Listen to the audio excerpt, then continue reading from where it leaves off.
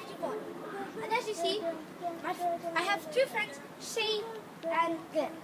And this is what you do in an area shelter. What is an area shelter? Let me tell you what an area shelter is for.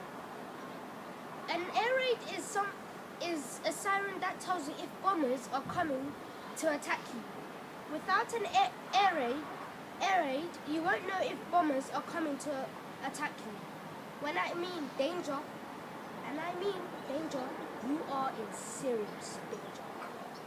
Okay. What to do when you hear air raid? Well, when you hear air raid, you must look for cover. If they have no cover, look for a trench and lay it down. Okay.